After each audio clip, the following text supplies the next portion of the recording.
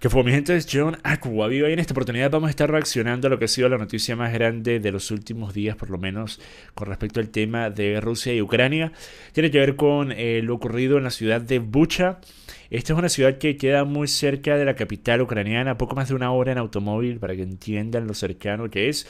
Y estuvo bajo control de fuerzas rusas por varias semanas hasta el momento en el que Putin dio la orden de retirar las tropas de la zona para concentrarse más en la zona del Donbass.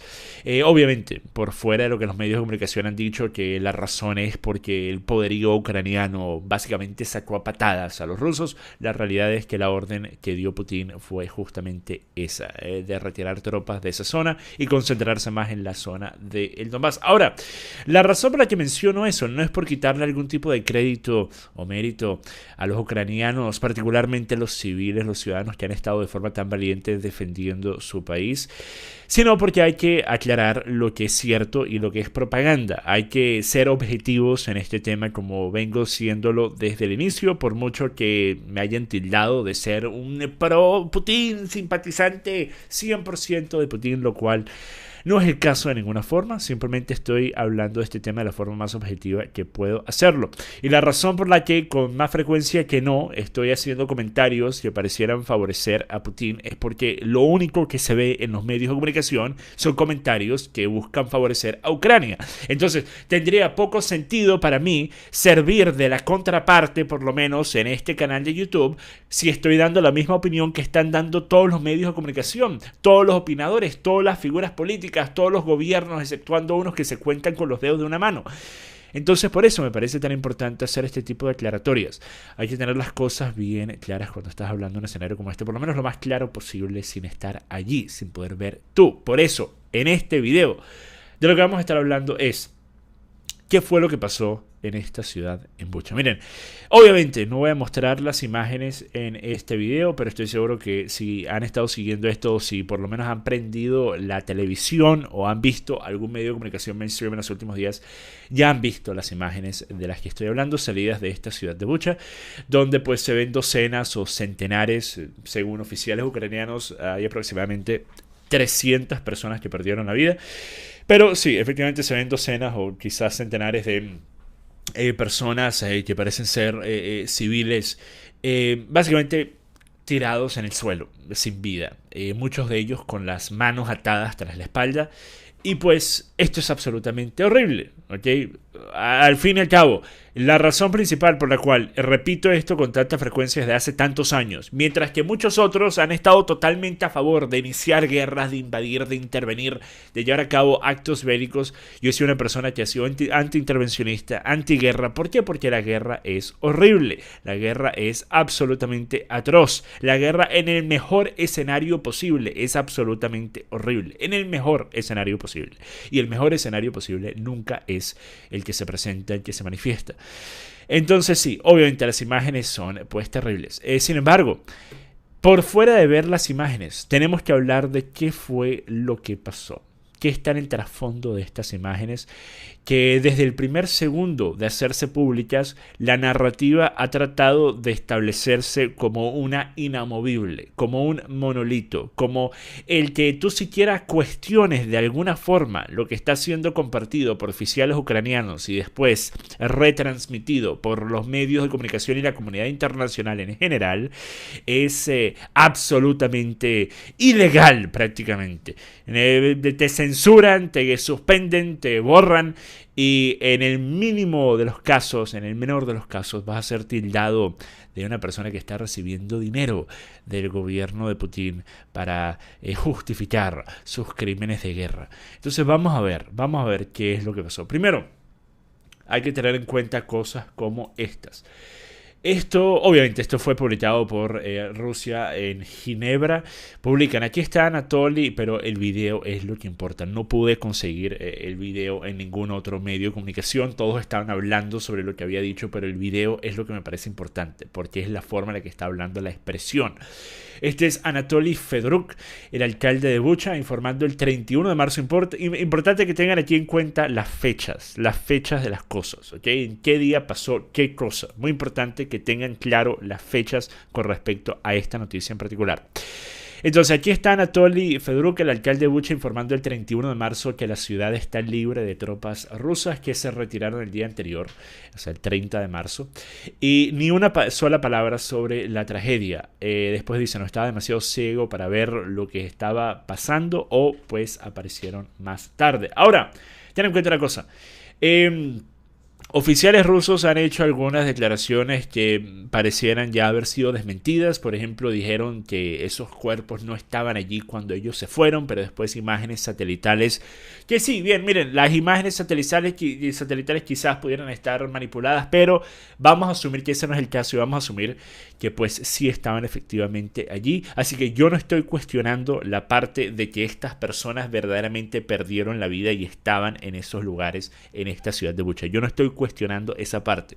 Lo que estoy hablando es sobre quién lo hizo, quién cometió esta atrocidad, quién cometió este crimen de guerra. Obviamente lo es. Tú tienes un escenario donde hay personas con las manos atadas tras de la cabeza que parecieran haber sido ejecutados, pues obviamente eso es un crimen de guerra, no importa quién lo haya hecho. Sin embargo, vamos a ver, después, entre el 1 y el 2 de abril, entran, entre otros grupos, entra el batallón de Azov. Ahora miren, las personas que han estado siguiendo esta noticia y obviamente teniendo en cuenta que estamos en YouTube, voy a hablar de la forma más youtubera posible, ¿verdad? Pero las personas que han estado, y por cierto, la inmensa ironía que en la actualidad yo tengo que básicamente estar caminando sobre cascarones de huevos para no decir algo que pudiera ser visto como que estoy insultando a soldados ucranianos que resulta que son neonazis. Entienden la locura en la que estamos, ¿verdad? Imaginen que este escenario se hubiese presentado hace un mes, hace mes y medio, hace 2 meses, donde tú tienes que estar siquiera pensando en que vas a decir algo que está desprestigiando, descalificando a un grupo de personas que son literalmente, o sea, esto no es como un progre acusando de ser un neonazi a cualquiera que tenga opiniones que no le guste. Estos son literalmente personas que tienen la esvástica en sus banderas, en su escudo, en sus logotipos, literalmente. Y tienes que estar básicamente viendo aquí de qué forma lo digo para que se entienda que no me refiero a todos los soldados ucranianos, que no estoy diciendo que esta es la mayoría, que estoy hablando específicamente de este grupo. O sea, increíble. Pero en fin, el batallón de Azov entró entre el 1 y el 2 de abril. Y a finales del 1 de abril, o sea, por lo menos 24 horas después de que el alcalde de Bucha publicara un video donde se le ve claramente pues sonriente, jocoso, miren, celebratorio, hablando sobre cómo el 31 de marzo va a ir en la historia de nuestra comunidad y nuestra ciudad, porque fue el día de la liberación de los ocupantes rusos. Entonces, miren, yo no sé ustedes, ¿verdad? Pero esto parece el rostro de un alcalde que ha visto pues lo que se vio en imágenes tan solo poco más de 24 horas después. Entonces se pudiera decir, quizás es simplemente que él no había visto. Ahora, si ustedes vieron las imágenes, dirían, bueno, pero sería muy difícil que él, siendo el alcalde, estando allí, no hubiera visto lo que terminó siendo mostrado en imágenes horas después, antes de hacer este video. Pero ok, vamos a quizás asumir que la ruta que él tomó para llegar al lugar donde está para hacer este video, él evitó ver lo que estaba en las calles, los cuerpos de estas personas en las calles. Vamos a asumir que ese es el caso. Sin embargo, entra este batallón de Azov y a finales del 1 de abril es que se publican por primera vez, por lo menos hasta donde yo he podido ver y busqué en profundidad, pero a finales del 1 de abril se publican por primera vez las imágenes de pues estos cuerpos sin vida, estos ciudadanos, al parecer estos civiles de manos atadas, muchos de ellos. Y hay que tener en cuenta una cosa. En estas imágenes hay muchos, o por lo menos hay varios de estos aparentes civiles. Digo aparentes porque tengan en cuenta una cosa.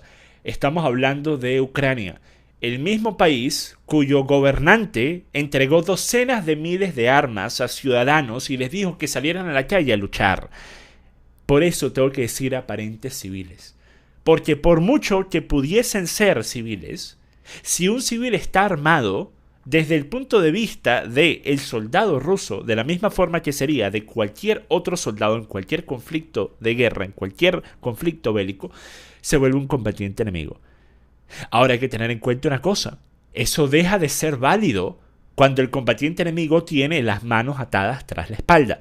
Así que déjenme aclarar, no todos tenían las manos atadas tras la espalda, por eso estoy siquiera haciendo esa mención con respecto a que quizás pudieran haber alguno de ellos haber estado armados.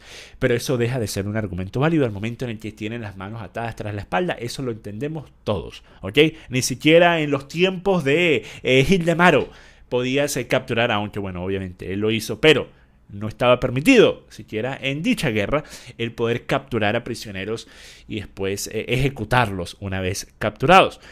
Bueno, digo esto teniendo en cuenta, por ejemplo, mi abuelo fue prisionero de guerra del ejército italiano, fue prisionero de guerra de los británicos. Y bueno, curiosamente mi papá terminó casándose justamente con una británica y mi abuelo dijo que ella era la única mujer británica que le había gustado a mi abuelo en toda su vida. Mi abuelo dijo que ella era una mujer increíble, una mujer excelente, pero sí, la ironía, ¿verdad? De las vueltas que da la vida. En fin, miren, desde ese punto de vista hay que entender que varias de las personas que estaban en estas imágenes tenían básicamente estas bandas blancas en el brazo. Hay personas que estaban bajo la mala información, estaban mal informados con respecto a qué significan estas bandas blancas en el brazo. Algunos pensaban que son rusos ellos, que son soldados rusos ellos. No, esto es personas, según lo que yo he podido ver, que no estaban en contra de la intervención rusa. O sea, básicamente personas que estaban por lo menos no en contra de la intervención rusa. No es que a favor, pero por lo menos no en contra. ¿Ok? Entonces no somos hostiles a ustedes los rusos. Simplemente estamos aquí vivimos, déjennos quietos. Ahora, se pudiera decir que eso sería el accionar de una persona quizás tratando de defenderse a sí mismo y a sus familiares, tratando de evitar estar en un escenario de peligro donde no tiene ninguna forma de defenderse porque es simplemente un civil, un ciudadano. Entonces, bueno, sí, vamos a ponernos estos y decir, bueno, nosotros no estamos en contra de ustedes, déjenos quietos. Pero también, desde el punto de vista particularmente de grupos más radicales, tanto del ejército ucraniano como de milicias que han estado luchando para Ucrania, pudiera ser visto como una traición. Ten en cuenta eso. Y lo menciono justamente por esa razón.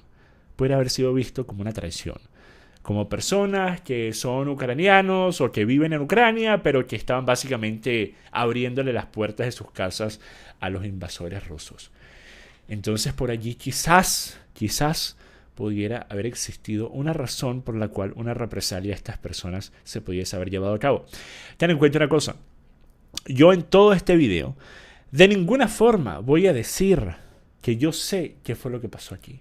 Porque de la misma forma que cualquiera de las cosas que voy a mencionar o que ya he mencionado pudieran haber ocurrido, también pudiera ser simplemente lo que han presentado los medios de comunicación y los oficiales ucranianos. Que este grupo, esta facción de soldados rusos en particular, decidió cometer esta atrocidad, decidió cometer esta masacre. Porque al fin y al cabo, esto sería visto como una acción absolutamente irrazonable, ilógica, absolutamente criminal, básicamente loca. ¿Por qué? Pues porque no tiene ningún valor estratégico, todo lo contrario. Esto termina dañando aún más la imagen de Rusia. Un ejemplo de ello es lo que ha pasado desde que esto ocurre. Por ejemplo, la Unión Europea apunta al carbón y a los barcos rusos en nuevas sanciones. La jefa de la Comisión Europea, Ursula von der Leyen, dijo que las medidas planificadas incluían una prohibición de importación de carbón y una prohibición de barcos y operadores de carreteras rusos. Estados Unidos también está planeando más sanciones. Encima de esto, poco después de esta noticia hacerse pública, Putin y Rusia en general exigió una reunión de emergencia con el Consejo de Seguridad de la ONU para hablar sobre lo que ellos han calificado como una provocación de radicales ucranianos. Y esto fue rechazado, entre otros países, principalmente por la Unión, por el Reino Unido. el Reino Unido no solo rechazó el pedido de una reunión. Ahora yo me pregunto, ¿por qué rechazar la reunión? ¿Acaso no quieres que se lleve a cabo la investigación más en profundidad que se pueda llevar a cabo? Utilizando, bueno, a la ONU, ¿por qué no? ¿Qué otra función tiene exactamente la ONU? En escenarios como estos, la ONU típicamente envía delegaciones para ver qué es lo que ha ocurrido, para tratar de obtener más información. Entonces, ¿por qué exactamente rechazar la reunión? Hay personas que dicen, bueno, es porque Rusia ni siquiera debería tener su puesto en ese Consejo de Seguridad. Entonces, por eso es ilegítimo de origen, porque Rusia ni siquiera debería estar allí. Pero recuerden, quienes están allí actualmente y que van a estar por lo menos hasta el año que viene son los Emiratos Árabes Unidos. ¿Ok? Tengan eso en cuenta. Y los Emiratos Árabes Unidos se sabe desde hace años que han sido partícipes, entre otras cosas, de las masacres en Yemen. De apoyar, de respaldar, de financiar, de armar a los grupos que han estado bombardeando, en su gran mayoría, a ciudadanos civiles inocentes en el Yemen. A miles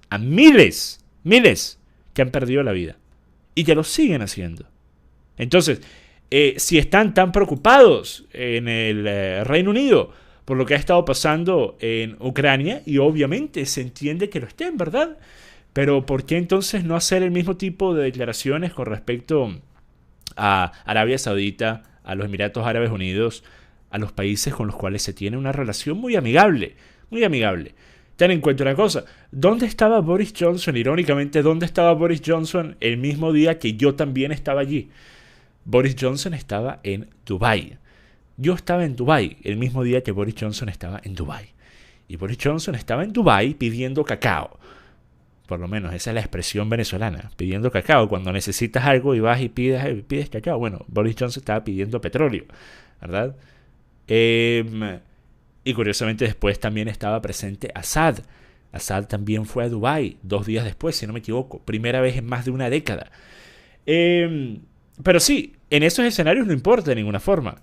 Pero ahora sí se tiene que hacer todo lo posible por evitar negociaciones, por evitar diálogos, por evitar acuerdos, todo lo posible. Y en este caso, pues, ni siquiera una reunión en el Consejo de Seguridad se puede tener al respecto, ya que lo que se ha determinado pasó, es lo que pasó, y no hay ninguna forma que no sea el caso. Entienden que esa es una postura radical. Entienden que la postura de decir, yo sé exactamente lo que pasó en medio de un campo de guerra, yo sé desde otro país exactamente lo que pasó. Y no voy a escuchar opinión alguna que diga lo contrario o que diga que siquiera pudiese existir algo diferente a lo que yo ya sé es cierto. Es una postura radical, que no tiene nada que ver con querer buscar la verdad. Tiene que ver con, yo necesito que esto sea cierto porque me ayuda a mí. En el caso de Zelensky, claro, le ayuda enormemente a Zelensky. Le da aún más legitimidad y le da otro empujón de momentum para volver a aparecer en todas las pantallas de televisión del planeta Tierra. Hace pocos días lo tuvimos en los Grammys. Así que miren, vuelvo y repito, ¿cuándo fue la última vez que ustedes escucharon en los Grammys un mensaje de una figura política de Irak, de Siria, de Libia, de Afganistán, de Yemen? Entonces miren, me van a disculpar, porque hay personas que dicen, sí, pero esas cosas no tienen nada que ver. Sí tienen que ver, porque las mismas personas que hoy en día están ocupando espacios de poder, que en aquellos momentos donde estaban perdiendo la vida docenas de miles, centenares de miles de personas en el caso de la guerra de Irak, tan solo por mencionar uno, esas mismas personas estaban respaldando a quienes estaban cometiendo dichas masacres. Entonces sí tiene que ver, y se tiene que mencionar, cada vez que se vaya a hablar del escenario de Ucrania, se tiene que mencionar lo que pasó en años previos, porque son las mismas personas. Así que puede ser aceptable, puede ser permisible la ignorancia y la estupidez y lo fácil que es para el individuo promedio dejarse manipular por una historia, por una narrativa, por una imagen, por un video, por una declaración, por la idea del David versus Goliat, el bien versus el mal. Puede ser muy fácil justificar la ignorancia de una persona común, una persona promedio, Pero no se puede justificar cuando una persona tiene poder político. Cuando una persona puede hacer una llamada y lanzar bombas sobre otro país. Ahí es cuando sí se tiene que recordar. Y ahí es cuando sí tiene algo que ver. Entonces me disculpan los que dicen Acuaya, ¿por qué menciona? Porque lo voy a seguir mencionando. Porque sigue siendo relevante. Sigue siendo relevante. Nunca deja de ser relevante. La idea de no, lo que pasó antes, eso no tiene nada que ver. Lo que pasó hoy en un vacío. No tiene nada que ver con nada. Por ejemplo, cuando en los primeros videos que hice, después de la invasión de Rusia, empecé a hablar del trasfondo, de lo que llevó a que este escenario se volviera tan volátil. La gente dijo, Aquaviva, ¿pero de qué forma tú puedes...? No se trata de justificar, se trata de que entiendan por lo menos qué es lo que pasó antes. Porque ustedes empezaron, y estoy hablándole únicamente a las personas a las que esto aplica, así que para los que no aplique, no tomen ofensa por ello. Ustedes empezaron a saber de la existencia de Ucrania a partir de este momento y únicamente quieren saber de este momento en adelante. No les importa nada que pasó antes. Ay no, qué aburrido ver de los conflictos previos. Pero bueno, entre conflictos previos hay que mencionar que escenarios como estos se han visto.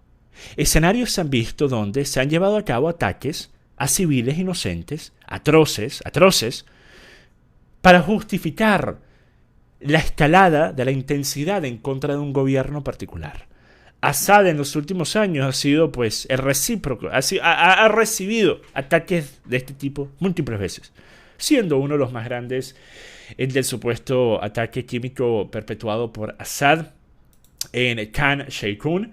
Esto fue, y voy a hacer un repaso rápido de esto para las personas que quizás no están al tanto de ello, los invito a que investiguen al respecto. Obviamente, si buscan Khan Sheikhoun, lo único que van a ver en las primeras 100 páginas de Google es que claro que sí, esto lo hizo Assad, pero cuando empiezan a ver los datos, cuando empiezan a ver los reportes de entidades que no estaban directamente atadas a gobiernos occidentales, cuando empiezan a escuchar las historias, cuando empiezan a ver la narrativa y de qué forma la narrativa no tiene sentido alguno, ahí es cuando empiezan a cuestionar qué exactamente fue lo que pasó allí. Porque resulta que días antes de que este ataque químico a ciudadanos inocentes, a civiles, se llevara a cabo, días antes de esto, miembros del gabinete de Trump habían dicho que la prioridad de Estados Unidos en Siria ya no se centra en sacar a Assad. Algo que iba totalmente en contra de lo que había dicho la administración de Obama. Recuerden que Obama trató por años, trató de sacar a Assad del poder. Entonces el que Trump llegara al poder y pocos meses después se llegara a la Casa Blanca, empezara básicamente a estar dispuesto a negociar con Assad, a tener una alianza con Assad, porque resulta que Assad estaba liderando las fuerzas que estaban luchando en contra del Estado Islámico. Entonces Trump dijo, bueno, mira, ¿por qué voy a estar en contra de este sujeto que está luchando en contra de nuestros enemigos actuales? Entonces Trump estaba teniendo reuniones con Putin, Putin obviamente siendo quien ha estado manteniendo en el poder a Assad, ¿okay? Eso es la realidad del poderío militar, particularmente aéreo de Rusia, ha permitido que Assad lograra evitar ser derrocado en años previos, porque pues el poderío militar de Assad ha sido poco a poco reducido por constantes intervenciones, constantes guerras. Básicamente, Siria ha sido un país que ha estado en una u otra guerra, ya sea con agentes internos o externos, por más de una década. Entonces es entendible el porqué de la posición tan relativamente débil de su poderío militar. Sin embargo, entre eso, Assad estaba también dando comentarios defendiendo posturas de Trump, como este. Assad dice que la prohibición de viaje de Trump apunta a terroristas y no al pueblo de Siria, entonces justificando la prohibición de viaje que Trump trató de implementar hasta que un juez básicamente lo rechazó.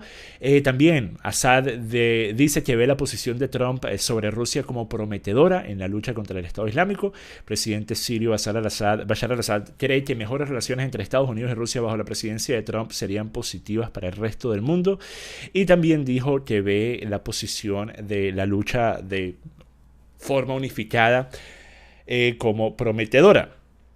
Entonces, esto ocurrió días antes de que supuestamente Assad, por ninguna razón más que simplemente Assad ser una persona, un villano, un criminal, un absoluto demonio, decidió utilizar armamento químico para quitarle la vida a docenas de mujeres, niños, ancianos, inocentes.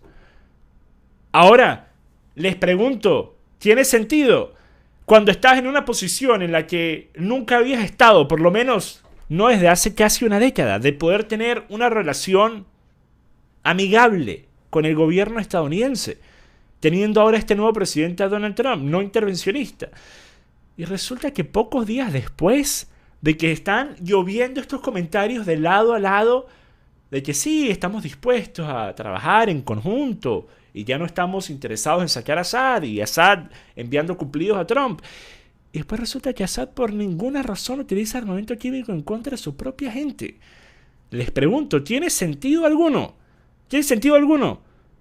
Encima de eso, una vez más, como dije, si investigan van a ver la enorme cantidad de cosas que no tiene sentido tampoco desde el punto de vista objetivo, desde el punto de vista fáctico de las cosas que pasaron supuestamente en este hecho. Sin embargo, lo que tampoco tiene sentido es que tropas rusas decidieran por alguna orden oficial llevar a cabo esta masacre de ciudadanos inocentes. Y por esto justamente cuando yo dije en Twitter hace aproximadamente una semana que Putin había hecho lo posible por reducir la cantidad de bajas civiles en Ucrania, tantos neófitos, tantos verdaderos ignorantes, enanos mentales empezaron a decir, claro, porque tú invades un país, empiezan a lanzar bombas y esto, y me envían fotos de este edificio, no sé qué. ¿Acaso no entienden cómo funciona la guerra? Es que esta gente, una vez más, únicamente está interesada en esta guerra. Esta gente nunca vio las imágenes de ninguno de los otros conflictos de su vida. No estoy hablando siquiera de conflictos de los 40, los 50, los 30, los 60. No. Me refiero de su vida, de los últimos 20 años. No los vieron.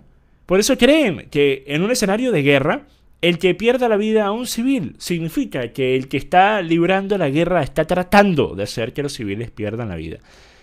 Se vio de una forma clara, tan clara que inclusive muchos miembros de la inteligencia estadounidense se estaban preguntando por qué Rusia no estaba utilizando su poderío aéreo y no lo hizo casi ni siquiera en la tercera parte de lo que está disponible, sino hasta hace pocos días que empezaron a incrementar el uso de fuerza aérea. Pero se estaban preguntando miembros de la inteligencia estadounidense ¿por qué no lo está haciendo? ¿Nosotros lo haríamos? Nosotros lo hicimos. Estados Unidos cuando entró a Irak entró lanzando bombas a quien sea, donde sea. Esa es la realidad. Entonces la cantidad de pérdidas de civiles, que obviamente cualquiera es terrible y horrible, pero que cuando se le compara a otras guerras a esta escala, se puede ver claramente que había un esfuerzo de contener la cantidad de pérdidas civiles por parte de las fuerzas rusas.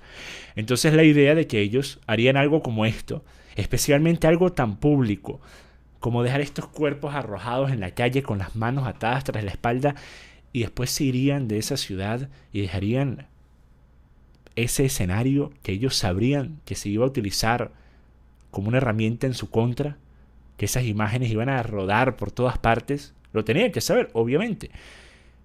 Me parece verdaderamente difícil de creer. Sin embargo, estoy dispuesto a creer que eso pasó, debido a que sé que en la guerra se cometen muchas veces locuras. Soldados pierden la cordura, cometen actos atroces, cosas que nunca hubiesen hecho en ningún otro escenario. Lo sé, lo he visto. Muchas veces se han visto este tipo de videos. Personas que una vez que están fuera de la guerra regresan a sus hogares y son personas normales. Y resulta que cuando les preguntas ¿qué hiciste en la guerra? Bueno, sí, yo estaba volando de helicóptero. Y decidimos pues lanzarle unos misiles a unos niños que estaban jugando con la pelota. Porque quizás la pelota podía haber sido una bomba. No vale la pena arriesgarnos, ¿verdad? Bueno, una vez más, la guerra es horrible. ¿Qué les puedo decir? Sin embargo, desde el punto de vista estratégico no tiene sentido alguno y es totalmente contraproducente y le entrega un enorme armamento propagandístico a Ucrania. Enorme. ¿Y por qué digo propagandístico? Porque aún en el escenario en el que fuerzas rusas verdaderamente perpetuaron esta atrocidad, aún de ese escenario ser el correcto, que una vez más, no sé qué fue lo que pasó, yo no estuve allí, yo no lo pude ver, no sé. Sin embargo, aun si ese fuera el caso, lo que hicieron políticos ucranianos después no tiene otro nombre más que propaganda. ¿Ok? Lo de estar grabando videos. Así, mire, como cuando vas de vacaciones. Estás grabando videos. Ay, mira, sí, estoy aquí. Y están grabando videos y tienen a los cadáveres detrás, arrojados en el suelo. Eso no tiene otro nombre más que propaganda. ¿Ok? Y cualquier persona que trate de justificarlo por medio de decir sí, pero están simplemente tratando de mostrar lo que está ocurriendo. Mostrar lo que está ocurriendo con las imágenes, con tomas, con videos, inclusive es una cosa. Pararte enfrente de cadáveres arrojados en el suelo, hacer un video hablando, dando un mensaje político, eso es propaganda. No tiene otro nombre. ¿Ok? Eso es propaganda. De la misma forma que el acto de darle comida a alguien que tiene hambre puede ser un acto honorable, pero entregarle comida a una persona que tiene hambre mientras que tienes un teléfono en la mano y estás así, pero mira, sonríe, para que la miniatura sonríe, mira, no, si no sonríes no te lo doy. Bueno, eso le quita el propósito al acto que estás llevando a cabo. Sin embargo, entre otras cosas que han salido, está esto. Me parece, lo había mencionado hace un par de semanas, pues ahora parece que Wimbledon está listo para prohibir a Daniil Medvedev del torneo a medida que aumentan los temores de que una victoria podría impulsar a Vladimir Putin. ¿Ok? No se puede permitir que este tenista, uno de los mejores tenistas del mundo, si no me equivoco, o es inclusive el mejor tenista del mundo, no estoy seguro, pero uno de los mejores tenistas del mundo, no se puede permitir que él compita, porque si él gana debido a que él es ruso, esto pudiera impulsar a Putin en la guerra. No hace falta que haga un comentario con respecto a esto siquiera, ¿verdad? O sea, increíble, increíble. Y por cierto, otra cosa que quería mencionar también, hacer un poco de repaso también. No olvidemos, y esto he hablado en profundidad sobre esto, porque hay personas que, una vez más, los peores videos y las peores imágenes que han visto en su vida han sido las imágenes salidas de Bucha. Y son imágenes horribles, obviamente. Pero a esas personas les digo, si tan solo quieren un solo caso, ¿por qué no buscan lo ocurrido durante la guerra de Irak e Irán? Una guerra en la que múltiples veces Saddam Hussein utilizó armamento químico frente a las tropas iraníes, ocasionando pérdidas de hasta 50.000 soldados iraníes con armamento químico, mientras que al mismo tiempo estaba recibiendo apoyo de Estados Unidos. No solo estaba recibiendo apoyo de Estados Unidos, no solo estaba recibiendo financiamiento, entrenamiento, apoyo estratégico, armamento, información, no solo eso, sino que el gobierno estadounidense sabía perfectamente bien que Saddam Hussein estaba utilizando armamento químico. Lo sabían perfectamente bien. Por ejemplo, en 1991 un informe desclasificado de la CIA estimó que Irán sufrió más de 50.000 bajas por el uso repetido de agentes nerviosos y gases tóxicos por parte de Irak en la década de los 80. El gas mostaza en forma de polvo, líquido y vapor fue el más utilizado durante la guerra. Se empaquetó en bombas y proyectiles de artillería. Luego se disparó en el frente y más allá, incluidos en hospitales. También se advirtió a los funcionarios que Irán podría lanzar ataques de represalia contra los intereses estadounidenses si creía que Estados Unidos era cómplice de la campaña de guerra química de Irak. Y esta declaración viene de la CIA, en un documento, una vez más, que fue desclasificado, pero que data de noviembre de 1983.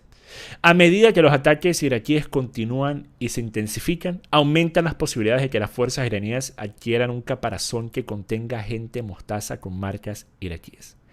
Entonces, a medida que los ataques iraquíes continúan, hay posibilidades de que en algún momento fuerzas iraníes vayan a encontrar una bala que contenga agente mostaza y que tenga marcas iraquíes. Y de esa forma van a saber, sin ninguna duda, y van a tener pruebas. Y sigue.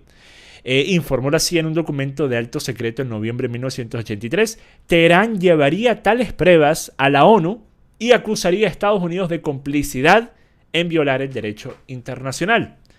En ese momento, la oficina del agregado militar estaba siguiendo los preparativos iraquíes para la ofensiva utilizando imágenes de reconocimiento satelital y según un exfuncionario de la CIA, las imágenes mostraban movimientos iraquíes de materiales químicos a baterías de artillería frente a posiciones iraníes antes de cada ofensiva. Y sin embargo, Estados Unidos continuó enviando información y estas imágenes satelitales a las fuerzas iraquíes para que supieran qué estaba planeando hacer Irán, aun cuando ellos sabían que Irak iba a utilizar armamento químico en su contra. Pero, ¿quieren imágenes? ¿Quieren imágenes particular? ¿Por qué no buscan lo que hizo Saddam Hussein a los kurdos? ¿Por qué no buscan las imágenes de lo que fue uno de los actos más nefastos, uno de los actos más absolutamente nefastos que se ha visto en video de un uso de armamento químico? 1988 en Halabja, el uso de armamento químico por parte de Saddam Hussein, que mató alrededor de 5.000 personas. 5.000 personas, en su mayoría mujeres y niños. Y hay videos de esto. Esta estatua, por ejemplo, muestra justamente un padre kurdo sosteniendo a su bebé. E imágenes como estas se pueden ver por doquier en los videos publicados de esta masacre. Entonces, antes de que vengan a decirme a mí que, ay no, que tú eres indolente, no te importan las pérdidas de las vidas inocentes. A mí lo que me importa es que se sepa por qué. Porque cuando sabes el por qué, puedes acusar a las personas correctas. Y en base de esas acusaciones a las personas correctas, puedes quizás tratar de minimizar las posibilidades de que algo como esto vuelva a ocurrir en el futuro. Pero cuando envías las acusaciones y la culpa a quienes no cometieron estas atrocidades, lo único que terminas haciendo es incentivando a quienes sí, para que lo repitan en el futuro, porque se salieron con la suya en el pasado.